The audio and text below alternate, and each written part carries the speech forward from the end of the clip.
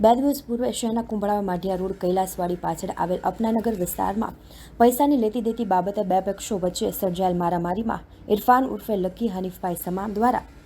એકાદ વર્ષ પૂર્વે વાયર કાપવાના મશીનના પૈસાની લેતી દેતી બાબતે સર્જાયેલ મારામારીમાં સામસામે બંને પક્ષના લોકોને ઈજાઓ પહોંચી હતી, જેમાં ઇરફાનભાઈ દ્વારા ઇકબાલ અકબરભાઈ ઉમરભાઈ સમા, અસલમ ઉમરભાઈ સમા તેમજ અલી ઉમરભાઈ સમા તેમજ અન્ય બે શખ્સો વિરુદ્ધ